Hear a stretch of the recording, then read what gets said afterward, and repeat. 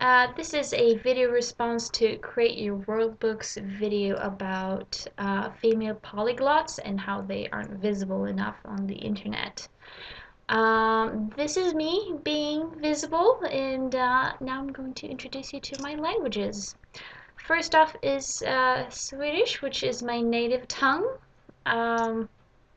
Second is English, which I acquired at age 7 when my parents divorced and my father married an American. So since I spoke it, every time I was there, I acquired it rather than learned it. And even though I consider myself completely fluent, it's not an emotional language for me. So I still don't think I'm bilingual in that sense.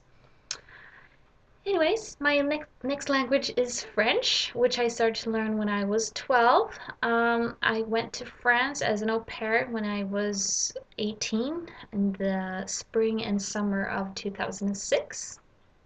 After that experience, I was fluent in the sense that I was able to talk freely about almost anything. My grammar wasn't perfect and I didn't read or write very well, but we can't have it all. Sadly, that was 6 years ago and I haven't used my French very much since then. So I've lost a lot of the spontaneous ability to say things, at random. Now I actually have to think things through before I say them, which is a bit sad, I suppose. Next is Hungarian, which I'm learning now. Hungarian has always had a very warm spot in my heart. It has been around me since I was 7 too. My mother married a Hungarian guy, and also I happened to fall for a Hungarian guy myself. So the reason for me wanting to learn the language is simply that I love the actual structure of Hungarian. I like to learn languages, but also I want our future children to be able to speak Hungarian also. And I know that the chances of that happening increases if I am able to understand them and might be able to say things to them in Hungarian too. We'll see. Anyways, I'm going to Hungary in a week's time, and I'm going to stay there for 5 weeks, which I'm really excited about and nervous. We'll see how that goes. I'll hopefully be able to update some vlogs from there during, late March and April. We'll see.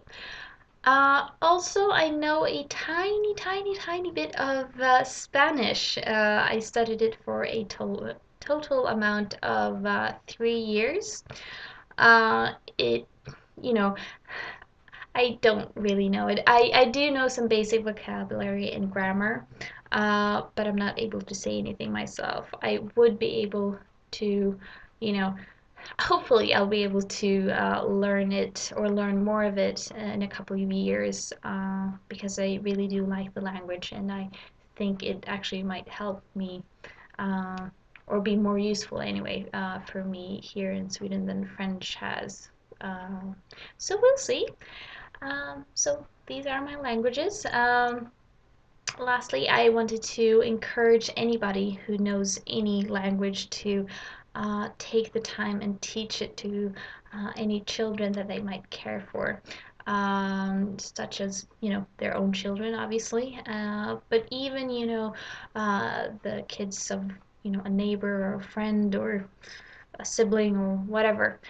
Any language that you know will be useful for them in the future, and especially if you happen to live in a monolingual environment, which basically includes the everybody who speaks English.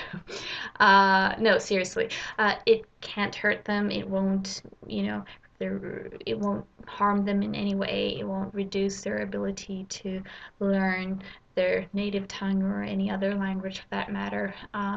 It's only helpful for anybody to know more languages and also more cultures or understand more cultures. Um, so yeah, if you have the time, take it and use it well. Use it to encourage others to learn more languages. And that goes for guys and girls, I should say. So that's it for me. Take care. Bye.